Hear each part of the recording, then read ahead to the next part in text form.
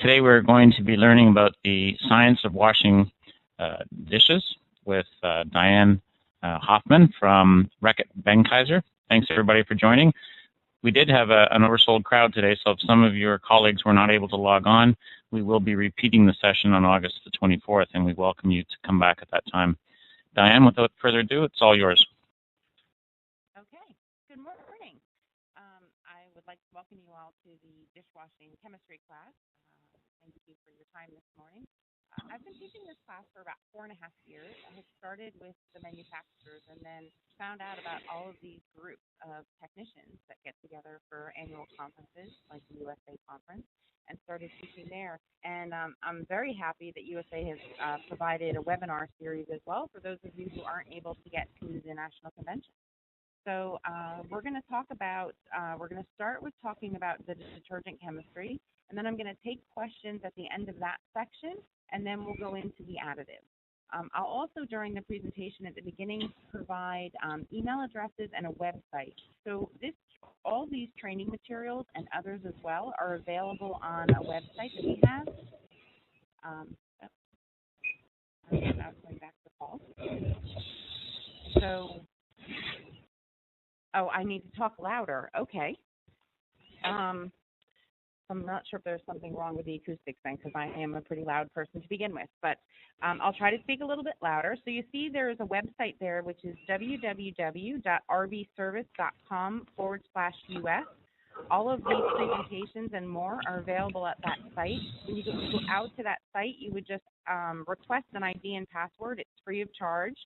And when they send that to you, you'll be able to get on and get these presentations. There's also this email address, which is rbustechnicalservices@rb.com.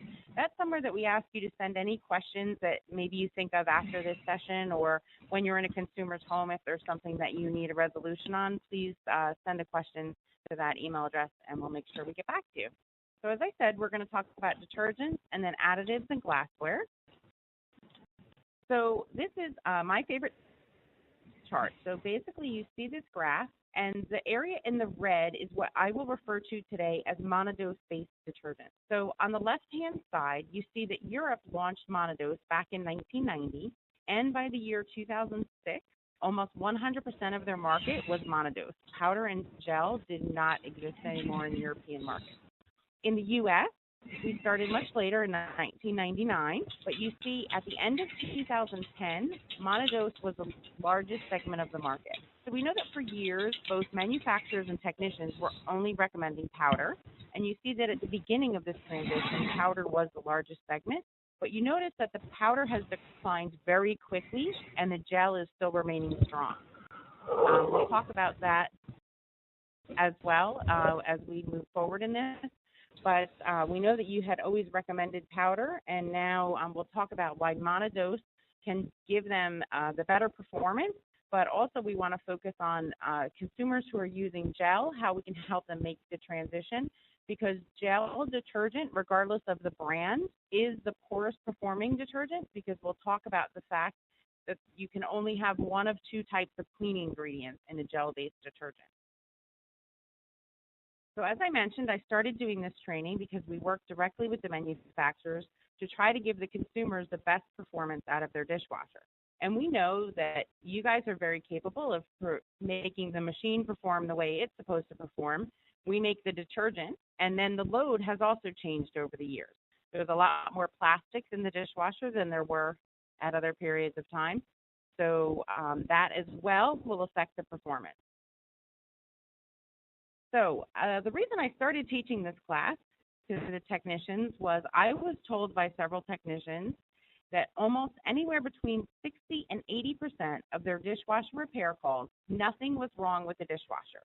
And we know that when you look at this chart, you see the mechanical action. That's something you guys can absolutely fix. But all of those other things, the time, the temperature, the quality of the water, the chemistry, and the quality of what goes into it, are all things that affect the performance of the dishwasher, but are things that you cannot fix when you're in her home. So we're going to focus on the other four things so that we can make sure she's getting the best performance. We know when I talk with technicians, they say, unfortunately, because 60 to 80% of the time they go out there, they have to charge her a fee, but yet there's nothing they can do to fix the actual machine itself. So we're trying to make sure that she gets the best performance at least after the call. So back in 2010, phosphate-free detergents came on the market. Several states passed a phosphate ban. We all had to remove, any of the national products had to remove phosphates from their formulas by July of 2010. What we have seen is that a lot of consumers, we know manufacturers were concerned about this, but a lot of consumers have had a lot of issues with what they call a cloudy glass since then. And you'll see, I'll show you some pictures as well. So I don't know if any of you have seen machines that look like this. This was actually a KitchenAid technician's machine in his own home. This was using a phosphate-free version, the first version, which actually launched in the beginning of 2009 from Cascade. What he was able to do to alleviate this was run a phosphate-containing detergent. But if you have consumers now who are seeing this, they may be using an older version of the Cascade gel. They're actually on their third formula, and their third formula does not provide this milky effect on the stainless steel.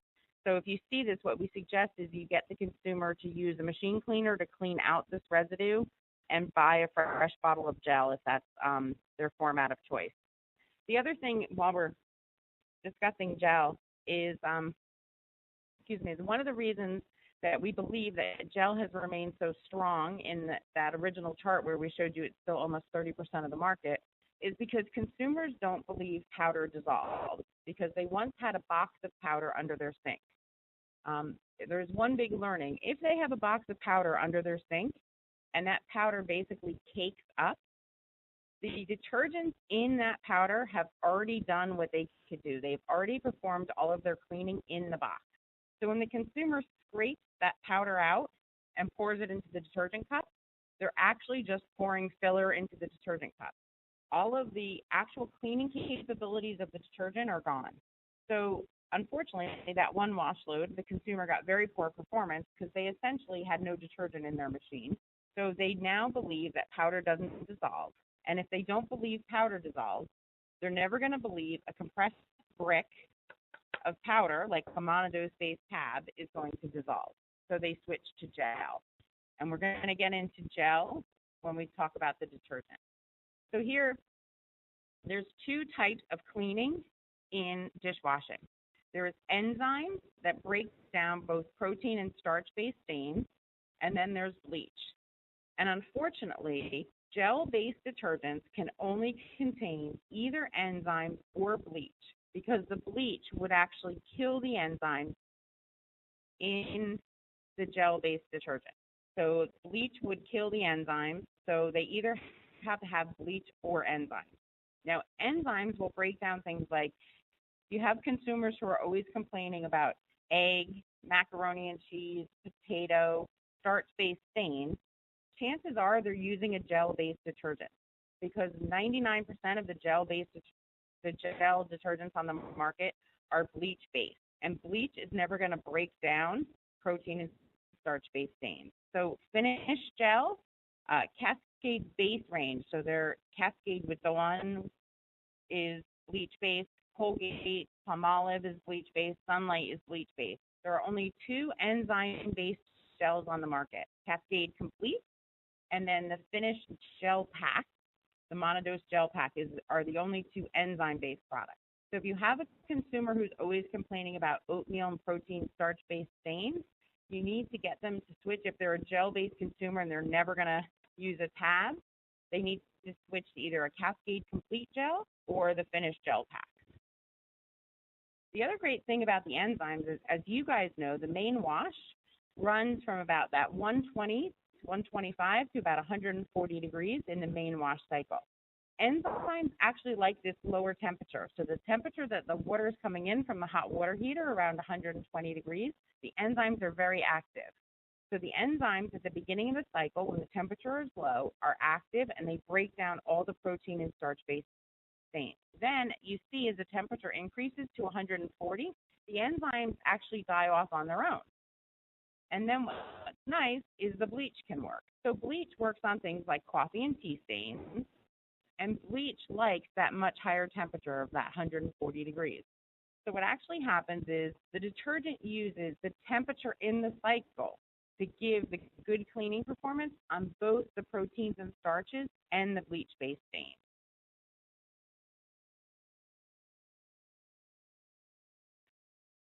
Okay, so we were actually very happy last year. So all of the pea-free detergents launched in 2010, and then in September's issue of Consumer Reports in 2010, Consumer Reports rated for the first time all the phosphate-free detergents on the market. So Finish Powerball All-in-One was actually rated the #2 product, only because our Finish Quantum was rated #1, but rated #2, and it was the only Consumer Report Best Buy.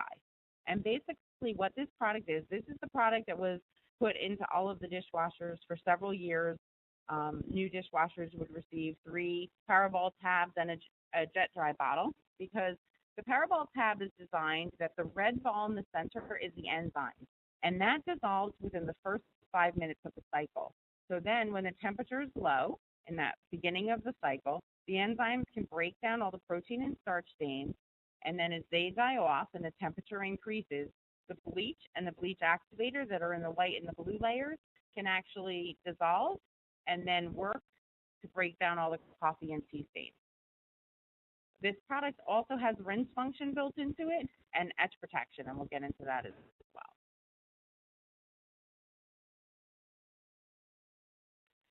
So a lot of people ask about rinse function.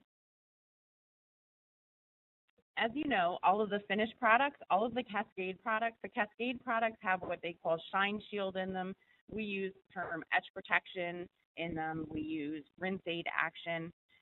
But the main wash is when that tab is dissolved.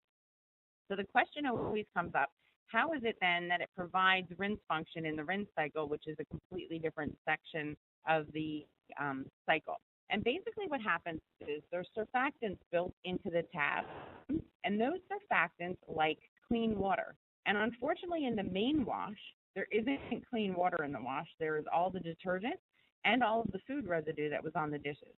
So the surfactants will just attach themselves to the inside of the machine, to the plate, to the glasses in the machine, and wait for that fresh rinse water.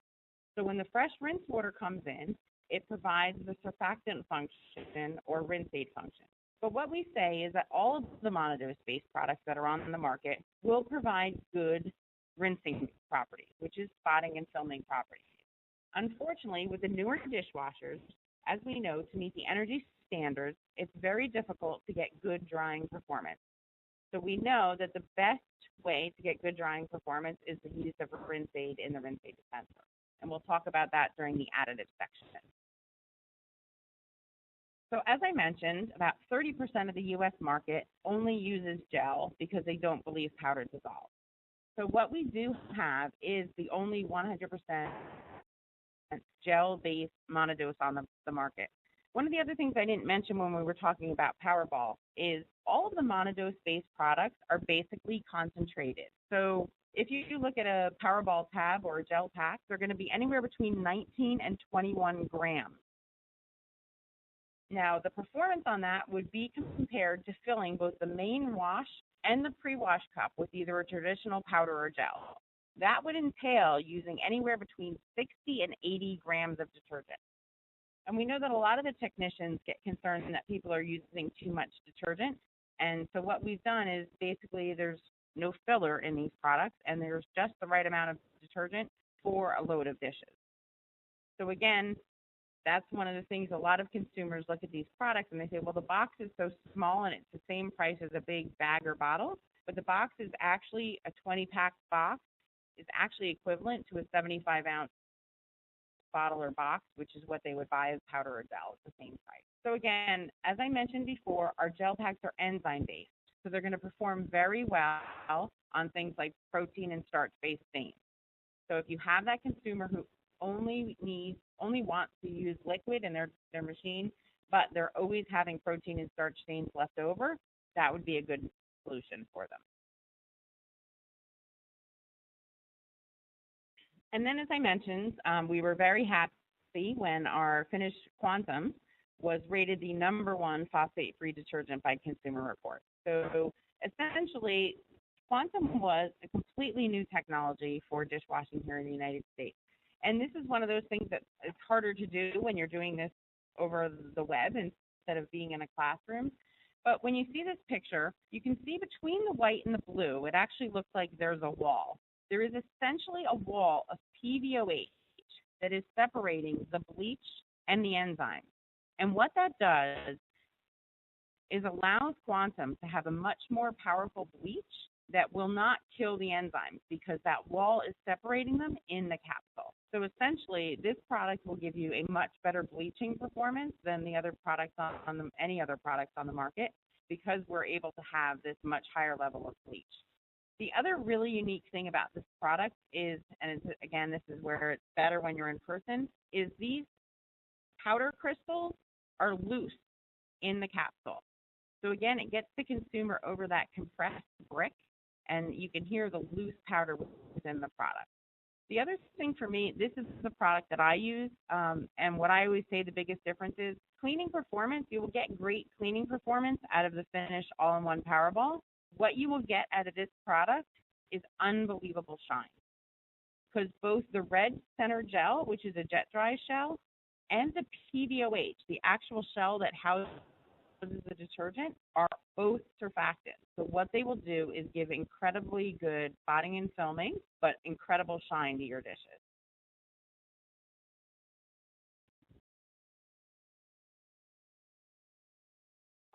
This is something we're providing to you guys just because we know that, unfortunately, like I said, when Cascade launched their gel, they've launched a couple formulas since then. We expect that they are going to launch additional formulas of their Cascade Action Pack. But in the meantime, we know a lot of consumers who are getting very good performance from their phosphate-containing products are now having a little bit of an issue. And unfortunately, they're calling you because they don't realize that any of us have changed our formula. So we just want to give you the information that you need to try to help the consumer. So essentially, the Cascade Complete, that's their premium. So that would be like our Quantum. And then the Cascade Action Pack would be like our all-in-one platform, which is the Powerball and the Gel Pack.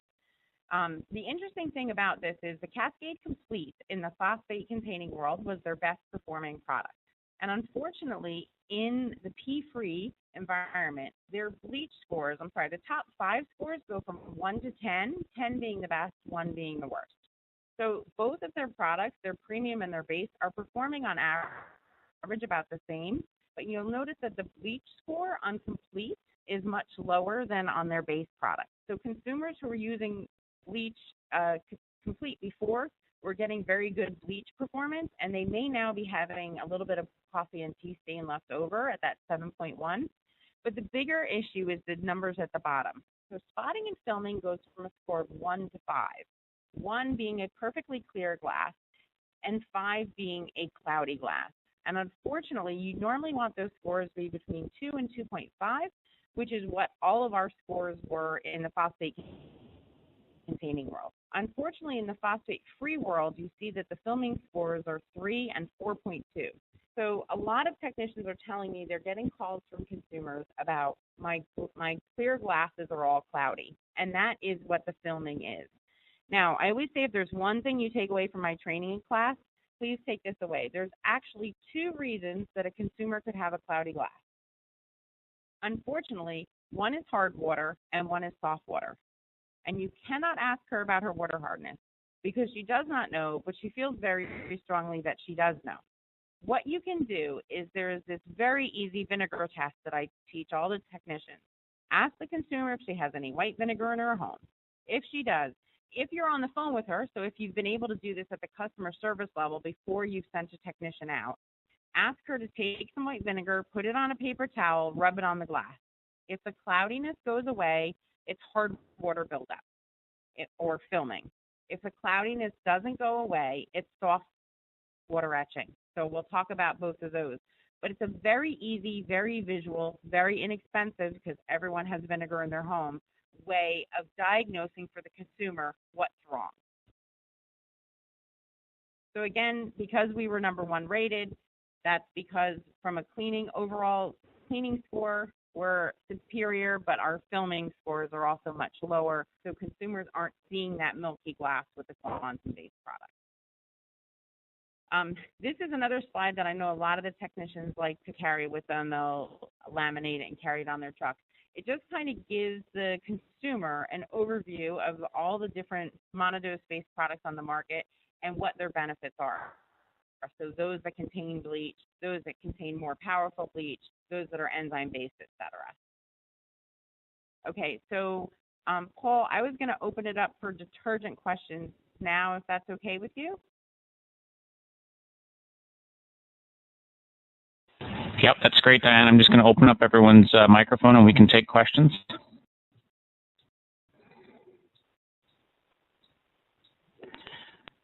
Does anybody have a question for Diane on? Plus, we have the largest parts and service departments in McHenry County. Oh, someone's got us on hold. By Best of the Fox newspaper every year. We ain't got you on hold. We just don't have a question. Can you hear me? Yeah, this I can is hear Peggy. you. Not real loud, but we can hear you. What I'm getting a lot of is we live in northern Michigan. We have notoriously hard water. And since they came out with the phosphate-free detergents, we're ending up with a lot of people with the filming issue and food residue issues. So my question is, is it something that we should be directing them towards this Finnish brand? And how does that work as far as once you get into the rinse, do you have to use rinse agents with it?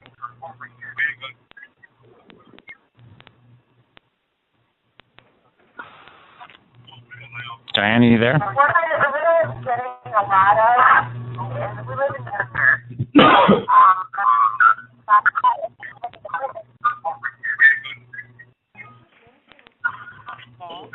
Yeah, Diane, are you there? Yep. Can you hear me? Did you hear Peggy's question? Yes, I did. Yep, I was just starting to answer. So, Peggy, in the hard water, and we say both our products and the Cascade products, they all work till about 12 to 14 grains of hardness. I would imagine what you're experiencing is probably in the 25 to 30 range in northern Michigan, from my understanding. Yeah. I mean, we're talking pretty hard water. Yep. So we're going to talk about a little bit in the additive section. Hey, Paul, can you mute other people's mics? Yeah, I can. I can barely hear Diane. Yeah, Diane, you're going to need to speak up a lot louder. It is hard to hear you. Okay. Basically, what you will need to do is we're going to talk about machine cleaner in a little bit, but chances are the machine itself is also built up, which you can absolutely see if you have a stainless steel interior. But constantly, the machines are a white plastic tub. The cleaning performance can be affected by the fact that the machine is so essentially gunked up with all the calcium and lime buildup. So we'll talk about what a lot of the technicians do when they go out on those calls and there's nothing they can do to fix the machine, is they'll run the dishwasher cleaner and then give her the quantum product, because then when she runs the next 2 wash loads with the 3 samples of the quantum, she will get such good performance that she'll know there really wasn't anything wrong with her machine. We'll also talk about performance booster. I don't know if a lot of your people are using either our Glass Magic product or Lemmy Shine. Peggy, are those? Actually, we've been using a product called Afresh by Whirlpool. Okay. We'll talk about that then when we get to the additive section. But yes, they should be able to get good performance out of a finished quantum, and if they're in a really hard water environment, absolutely using the rinse aid will help with the residue removal, so spotting and filming, and we'll talk about performance boosters as well. Okay. Now, you guys have not had a problem with the pre-measured detergents being too much? No. Okay. And we work directly with the manufacturer, so we work with Whirlpool, we work with Bosch. We'll be bringing on a couple others as well, one of which was Fisher & Paykel, who actually developed their machine so that you couldn't put tabs in them. Yeah, if anyone's that's one familiar of with the the major ones that we have problems with up here is the Fisher and Paykel dish drawers. Yeah, I actually have the KitchenAid version of the Fisher and Paykel dish drawer in my home, and I've been using Quantum for the last 5 years because we had it on the market in Europe prior to having it here in the U.S. And I just put it in the cutlery basket, but Fisher and Paykel is now going to be removing the prongs because they are endorsing our product. Good. So. Okay, folks, the sound today seems to be really bad. So if you have a question for Diane, please use the chat window and type it in there, and then we can maybe get better action on the audio today. I apologize for that. Everybody is still muted. If you have a question, just type it in the chat window, and then Diane can answer it from there.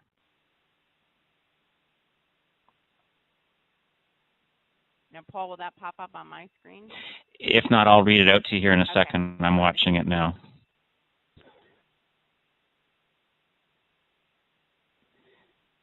Any other questions for Diane at this time, or we'll continue? Okay, great. Okay, so now we're going to move on to additives. And this is actually something, and I didn't say at the beginning of the detergent section. Obviously, in the U.S., we're a secondary player to Cascade in detergents. They have a much larger market share, but globally, we are the world's largest household dishwashing company. Finnish brands globally has more than a 3 times market share to Procter. But in additives, this is where our strength has always been. So everyone knows Finish Jet Dry. Jet Dry is essentially we like to refer to it as the Kleenex of rinse aid. If you ask consumers about rinse aid, they look at you with a blank stare. But Jet Dry, they remember that blue liquid, and they really always loved Mr. Cap, who used to glug, glug, glug the rinse aid down. So this is an area where we have almost 80% of the market. So you're probably familiar with these brands, but we want to talk to you a little bit about usage because I'll give you some really scary numbers as we talk about this. So the good news is that 99.9% of all dishwashers that are installed in U.S. households, we figure that's about 70 million, 68.6 million dishwashers, they all have rinse aid dispensers. But in U.S. households, 56.4% of U.S. households we say have a dishwasher because they have bought detergent and dishwashing detergent in the last 2 years. Unfortunately, only 9% of U.S. households have bought a rinse aid in the last 2 years, which means that over 3/4 of all people who have a dishwasher are not using rinse aid. And even those that are only purchasing enough to last between 40 and 80 wash loads in 2 years, and they're washing on average between 400 and 500 wash loads in those 2 years.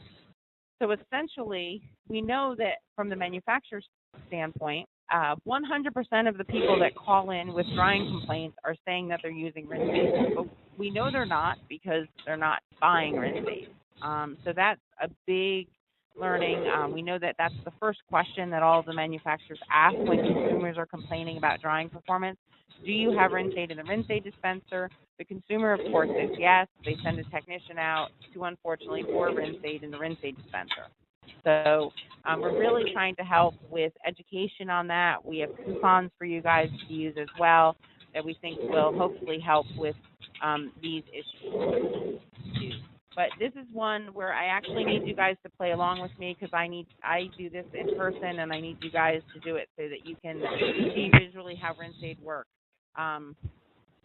So basically, if you take your hand and make a fist, that fist is a droplet of water. Water has an extremely high surface tension. So you see, if that is on a vertical surface like a plate, that droplet of water, it will basically hold on for dear life to that plate.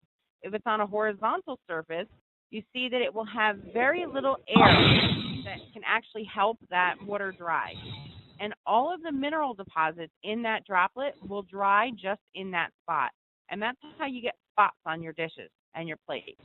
Now, when you add surfactants, what surfactants do is lower the surface tension of the water. And it turns that fist into a big open hand.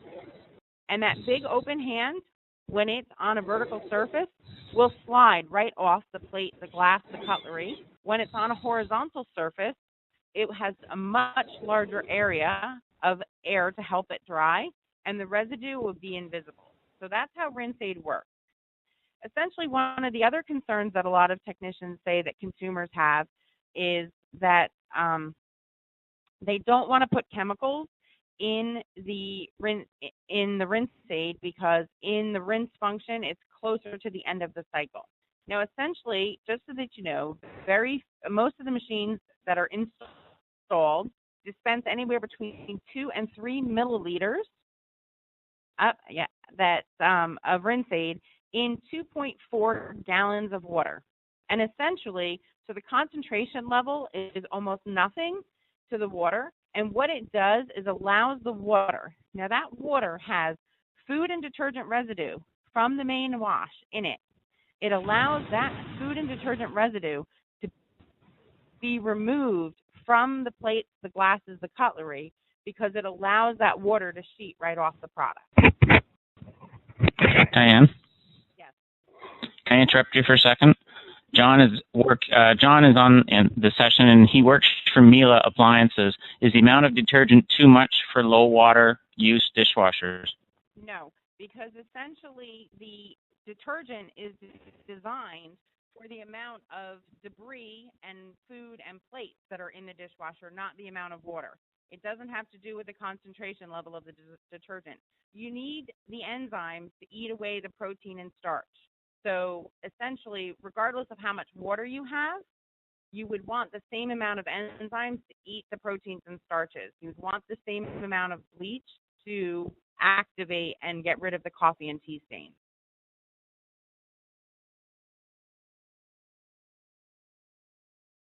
Okay, so I'm going to continue. So essentially, a couple years ago, as I mentioned, most of the machines that were on the market in the U.S. only dispensed 2 milliliters of rinse aid. As some of you are aware, if you have that rectangular dispenser in your machine, the rinse aid dispenser is adjustable. Unfortunately, the factory setting is at 2 milliliters. In Europe, the factory setting is anywhere between 4 and 6 milliliters, and as the Miele person on the line knows, uses considerably less water than a U.S. machine would. So the concentration level of rinse aid to water would be much higher in a European machine. So essentially, I asked the question because I hadn't come from this industry. Is it possible that at 2 milliliters, consumers couldn't see a remarkable difference in spotting, filming, or drying, and that's why consumers weren't using rinse aid? And essentially what we found was that was exactly the case.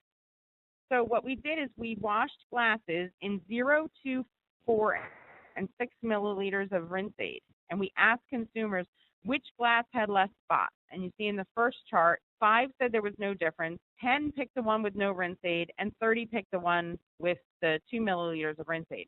So that's what the average consumer would see in their machine. If they increased their rinse aid setting from 2 milliliters to 4 milliliters, you can see that 40 out of the 45 people could identify which glass had less spots, and on the 6 milliliters, we don't know what was wrong with that one person, but 44 out of 45 saw the difference. But the big one to me is the one to the right, which glass has less filming. And it's 0 versus 2 milliliters. 1/3 picked the one with 0, 1/3 picked the one with 2, and 1/3 said, I see no difference, which meant consumers, when they ran out of rinse aid, would not have noticed, and when they added rinse aid, would not have noticed. But you see, as when that level goes up, the consumer gets a much better experience. The bottom one is we actually have 4 matching dishwashers in a row in our lab, and we ask consumers to open up all 4 and rate them from wettest to driest. And you can see, obviously, that the more rinse aid, the consumer saw a much better drying performance. So I know for us, one of the big wins was that Whirlpool actually changed their factory setting last year, increased it, and they've instructed their consumer affairs to tell consumers if they're having drying performance issues, especially in hard water as well, where you're going to have that spotting and filming in addition, to adjust that rinse aid dispenser and increase it. So a lot of the repairmen and technicians that I had spoken to in the past had told me they were already doing this. That was the first thing that they did if their complaint was around drying, would be to increase the rinse aid dispensing. But they always told me they never told her about it. So please tell her, because she's going to have to refill her rinse aid more often. But the good news is she should see a difference. And as well, you see a little picture to your right. That is what I will refer to as the technician sample. So for the first 2.5 years I was doing this training, the technicians kept saying to me, could you please give us a sample that we could leave her? Because when we explained to her that she just needs to use a better detergent, it's hard. But if we could give her a better detergent and she could use it and see a difference, it's much easier. So that technician sample to the right has 2 of the pea-free finished quantum in it. It also has a $2, could be my internet, sorry, has a $2 coupon for quantum, a $1 coupon for Rinse Aid or Turbo Dry, and a $1 coupon for machine cleaner. Basically, this comes, a box of 125 of them are delivered directly to your location, and you can hand these out to consumers when you're on a dishwashing repair call or any type of repair call where there is a dishwasher in the home. There is no charge for these samples, and you would just send your name, address, telephone number, we need that just for UPS shipping, and the number of technicians at your location, and we'll ship a box for each technician. The box is about the size of what I date myself when I say this, a VCR, when you used to buy a VCR before a DVD player. So it doesn't take up much room on your truck, and essentially you should be able to get one in each of your trucks, and then this way you can help the consumer get the better performance out of their dishwasher. So back in 2007, we launched this product called Turbo Dry, and essentially it was because we knew that over 3/4 of people who had a dishwasher were not using Rinse Aid. And we felt like it was possible that it was because Jet Dry had that image of my perfect wine glass and my perfect entertaining, which not all consumers needed, but they needed dry plastic. As we know, more and more of our load has turned into plastic sippy cups and Disney plates and Rubbermaid and Tupperware. So we launched this product that is especially strong on things like plastic. You see the charts below. The drying index goes from 0 to 1. The yellow bar is our all-in-one Powerball, which includes Rinse Aid. But even with the Rinse Aid built into the formula, the total drying score is only about a 0.45. And you can see why when you look to the right, plastics on a scale of 0 to 1 doesn't even dry at a 0.1, and cutlery is at about a 0.55. Very difficult to dry those, even with Rinse Aid built into the formula. But again, this was back in 2007, so we only added 2 milliliters of Turbo Dry, and you see the drying performance go up from 0.45 to 90% dry on the total load because plastics increases from less than 0.1 to 60% dry. The graph to the right, I actually asked our U.S. labs to take a look at Cascade Powder, which has Shine Shield built in, which is their form of Rinse Aid, Cascade Gel, and Cascade Action Pack. So total drying performance on their products, including the Rinse Aid, was about a 0.4, 0.3, and 0.55. When you added just 2 milliliters of Turbo Dry, you see the drying performance on every single one of those products goes over 90%. So regardless of what the consumer is using for detergent, you do not need to switch her to a finished branded detergent. If she's happy with Cascade, if she's having drying performance issues, and she adds finished Turbo Dry, she will absolutely see a remarkable drying improvement. And again, there's a $1 off coupon for that in the technician samples that you guys can receive. Diane, can you see Peggy's question? Can you see Peggy's question about flavor? No, I can't see. Oh, so Peggy is saying she has a customer that says they'll not use Rinse Aid because of the flavor it leaves. How can she talk to this customer about that? Okay. Let's see. How do you tell a person? No. It's because, again, I go back to that concentration level of 2 milliliters in 2.4 gallons of water. It can't possibly be leaving a flavor on the product because even if you put the whole 2 milliliters on one plate, you would not be able to taste Rinse Aid. It's an organic surfactant. What I would say to her is try to explain to her what I just went through is that the water and detergent, the food and detergent residue from the main wash can be redeposited in the rinse cycle. What the Rinse Aid does is allows that food and detergent residue to be removed from the plates and the glasses. If she's actually tasting something, she is likely tasting the food and detergent residue. She may not be getting good cleaning performance, and that's what she's tasting. So I don't think it's related to the rinse aid. Again, the concentration level of the rinse aid she would be using, even if you put it, we did testing, and a lot of consumers like this as well. We actually tested the chemical residue inside the baby bottle with and without rinse aid, and it was a higher level without rinse aid because the detergent could not be removed from inside the baby bottle. And I think Peggy just said I answered her question, so we're going to move on. So hardness, this is one where I also like to be in the room so I can understand who's in hard water, who's in soft water, but I do understand that some of you at least are in hard water because those have been some of the questions. So this would be how we define hard water, and then we're going to talk about some products they can use to help that.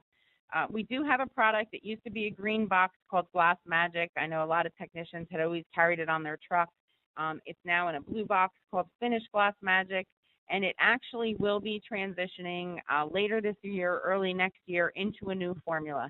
The current formula is phosphate based, and we as a business are looking into updating this into a more phosphate-free, environment-friendly formula. So I'm not going to focus as much on Finish Glass Magic for right now, but for those of you who have it in your market as is, it's very similar to a Lemmy Shine for those consumers who have such hard water that detergent alone is not going to be enough.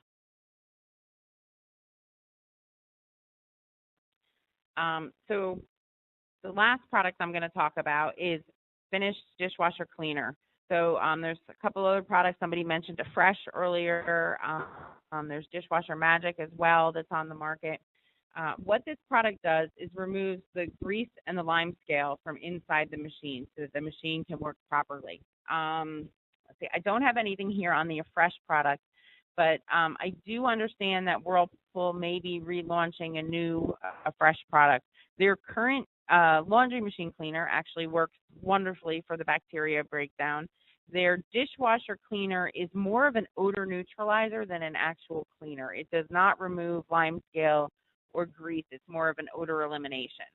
So the difference is that the Finish dishwasher cleaner and the Dishwasher Magic remove the grease and lime scale as opposed to being an odor neutralizer, which is what the Fresh is. So for those that are in a hard water environment, this is very important. And I'm going to show you some pictures. Well, first we'll talk about the product. And again, what's interesting about this product is a little bit different than Dishwasher Magic. We used to be in a white bottle just like Dishwasher Magic. You put it upside down in your cutlery basket. But unfortunately, and I always say this, so I am apologizing in advance to the person from Miele, that when your patent expired on the cutlery drawer at the top, I know a lot of people copied that cutlery drawer, and more and more of the manufacturers are now putting that cutlery drawer in, so the cutlery basket is becoming almost extinct. And as well, a lot of the manufacturers move the cutlery basket to the door, and unfortunately, the door has extremely poor water flow. So at the top of both Dishwasher Magic and Finish Dishwasher Cleaner, there's a wax plug that needs to be melted by water. And unfortunately, if that cutlery basket is in the door, there's not enough water and temperature to melt that efficiently at the beginning of the cycle. That's why Finish Dishwasher Cleaner was actually redesigned. So you peel the sticker off the top and you stand this up like a dessert plate in the middle of an empty dishwasher so that the wax plug will dissolve very quickly on in the main wash cycle. What then happens is the citric acid and the surfactants are released into the machine to break down all of the lime scale and then remove all the greasy residues. So I'm going to share with you some pictures from my friends over at Whirlpool. So this was a machine, obviously it's a Kenmore machine because you see the red part. It was 7 months old. It was in home use testing in Indianapolis. This machine had essentially stopped working at 7 months because you see the lime scale. That was a stainless steel interior. It's not white plastic, even though it looks that way right now. So essentially, it was moving 31% of its water. They had it in their labs. They showed it to me. I asked them to humor me and run a case of dishwasher cleaner through the product. They said, you'll never fix this machine. It is a $1,400 doorstop, and I asked them to humor me, and they did. And you see from a consumer perspective, after 8 runs, the machine looks absolutely beautiful. But these are the pictures you guys are going to like. This is the sump pump. So the sump was completely full of calcium and lime buildup. I've had technicians tell me that they will chisel this debris out. They will pour muriatic acid in this and let it sit in a consumer's kitchen with their kids home. Much better solution would be running a dishwasher cleaner once a month so that this buildup never happens. So essentially, they did not think that we would clear the sumps, but we did, and we were back to moving 100% of the water capacity after the 8 runs. We did the 8 runs because we say use it once a month if you're in extremely hard water, so it would have been 7, and there just happens to be 8 in a case, so they ran 8. This is my favorite of the pictures, though, because that picture in the top, I thought that was part of the machine. I thought that was like a directional jet showing the water where to go. It wasn't. That is the calcium buildup that had completely clogged the sprayer arm. So essentially, as you start to see this, unfortunately, in the stainless steel machines, consumers see this much earlier on. The first time I showed these pictures out at Bosch's headquarters in Huntington Beach, they actually had a very brave customer service rep raise her hand. She told me that she replaced a 6-month-old machine for this problem because they could not get it to clean the dishes because it was so skunked up with calcium and lime. And unfortunately, what I explained to her is that 6 months later, they were going to have to replace that same machine. Those consumers in this heart of a water environment need to learn how to care for the machine. Now, when consumers had the white plastic tub version, essentially they didn't see the buildup. So what happened is the machine just died earlier because it essentially got so clogged. So consumers are starting to see it more with the stainless steel, but if they're complaining about things like all of a sudden stuff just isn't getting clean, check the sprayer arms to see if they have this buildup if they're in a hard water market. And it could just be as simple a solution as running a dishwasher cleaner. So again, just remove the sticker. Don't open the top. There's a wax plug under it. Put it like a plate upside down. Run the highest temperature because obviously you want to melt that wax plug as soon as possible and the longest program so that you have that acid moving through the machine for a longer period of time. So I had talked a little bit before about the 2 different reasons you could have a cloudy glass. And as I mentioned, one would be hard water, which means you would need a performance booster and also likely a dishwasher cleaner over time to make sure that your machine is not getting that same buildup. But there's also another issue, and the other side of that would be soft water etching. And unfortunately, soft water etching is not reversible. So consumers who are in an extremely soft water market need to ensure that they look for a product that has etch protection built in. So the finished products, the Cascade products all have etch protection built into them. The manufacturers actually tell me that from an etching standpoint, if you have extremely soft water, Sunlight would be the worst product you can use because it actually has sand in the formula and it contributes to the etching. So if you have a consumer who has that cloudy glass and you determine that it's soft water and they're using Sunlight, you need to get them to use a product that has etch protection. Otherwise, they're just going to continue to damage all of their glasses and all of their plates. So essentially, like I said, if they do the test and the vinegar removes it, that's hard water buildup, and there's stuff we can do for that. Unfortunately, if they do the vinegar test and it doesn't remove, it's soft water etching. But there are things you can do to fix the soft water etching. This is one of the other slides that a lot of technicians like to carry with them, and they laminate it and carry it into consumers' homes. If a consumer has the glass all the way to the left called full corrosion, that's where you would have them do the vinegar test and determine whether that's hard water or soft water etching. The other 3 pictures on here, you absolutely know are etching. It could not be hard water buildup. Unfortunately, the partial corrosion, you notice at the bottom, you know how the stems are attached to a glass? They're attached with a flame. And if you remember in your chemistry class in high school when the Bunsen burner was supposed to have a blue flame but no yellow flame, essentially the damage you see there is the yellow flame. So the flame was too high and essentially it damaged the surface of the glass. And the reason glasses etch soft water, a lot of technicians will say, well, they use too much detergent. And essentially, that actually has nothing to do with it. Soft water actually does not like to be soft. Water likes to be hard. It likes to have calcium, magnesium ions in it.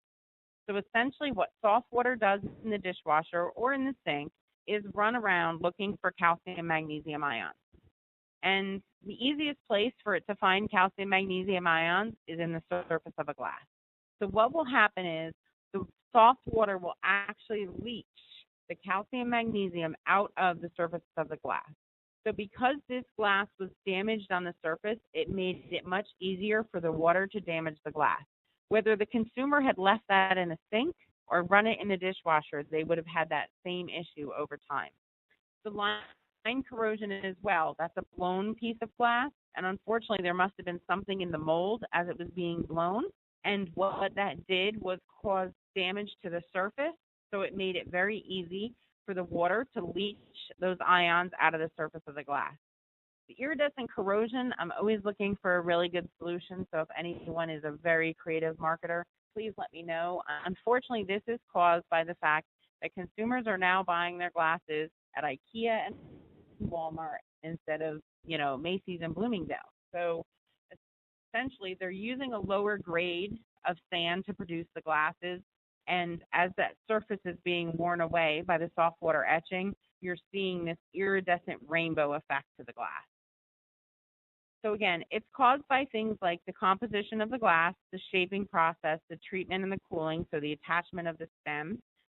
But there are things that you can do.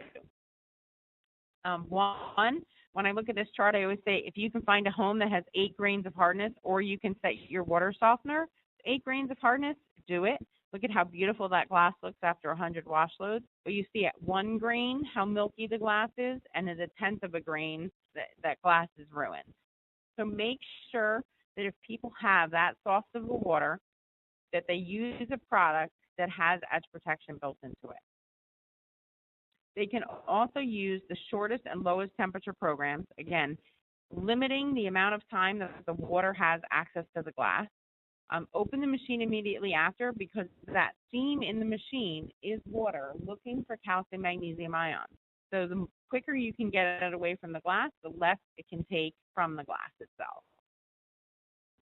And that is actually the end. So we will take questions on additives or anything else, but I will go through, as I mentioned, we do have the technician sampling program that is available. You just send an email to rbustechnicalservices@rb.com, including your name, address, phone number, and the number of techs at your location. There also is on rbservice.com/US, which is the site I spoke about earlier. All of these presentations are out there.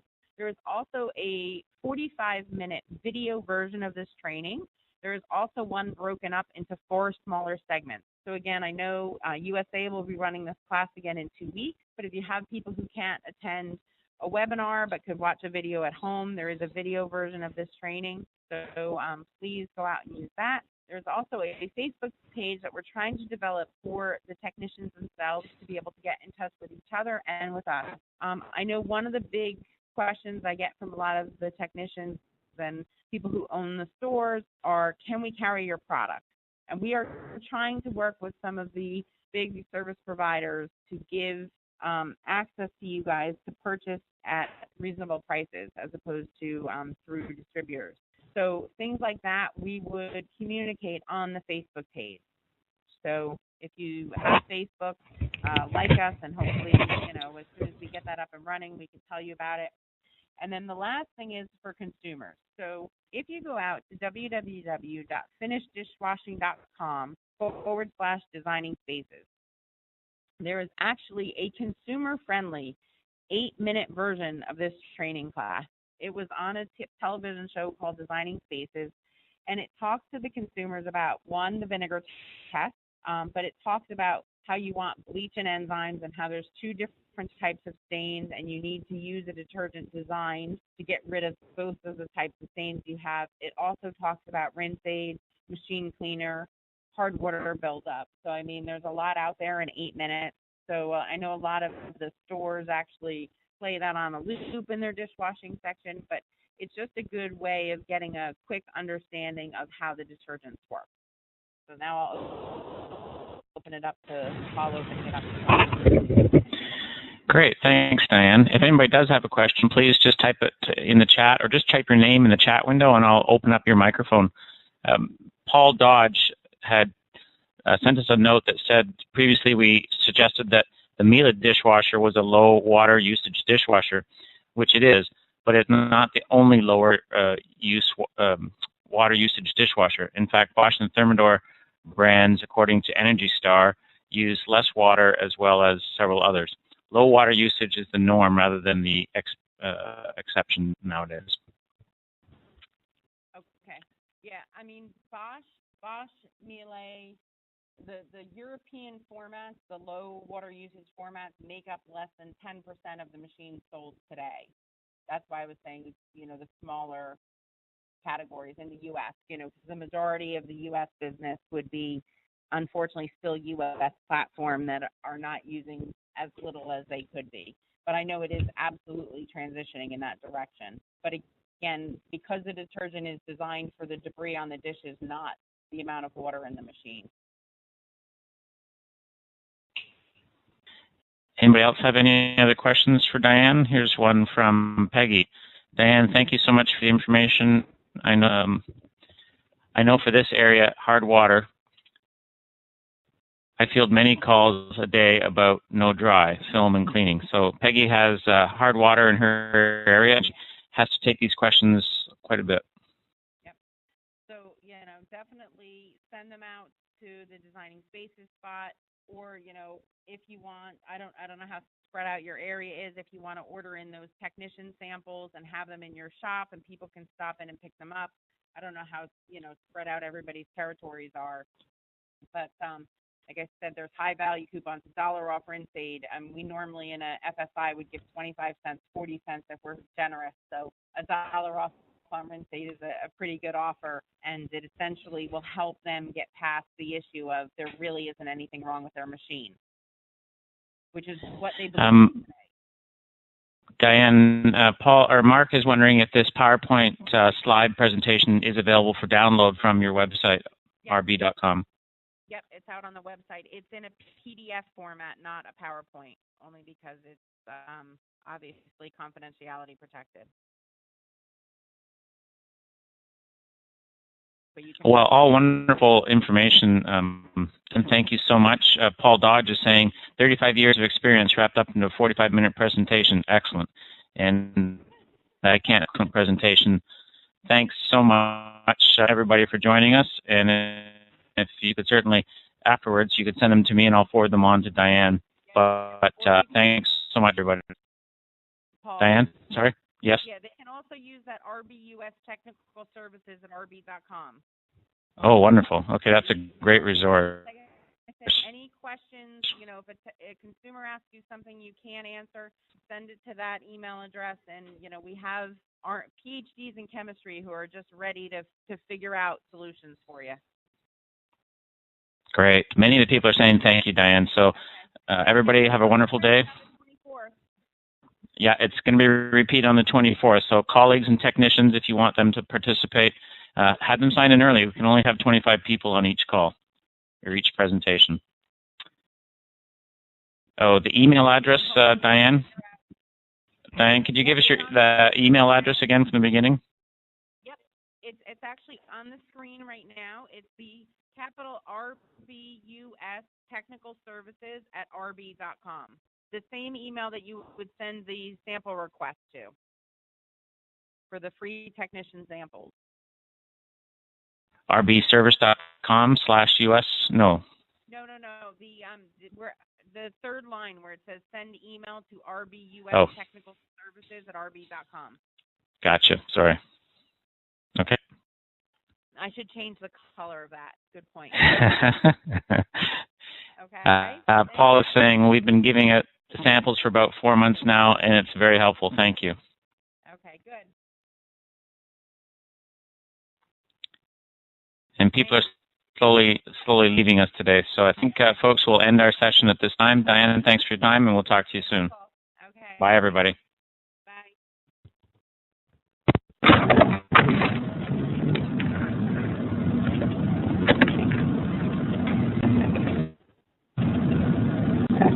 All right.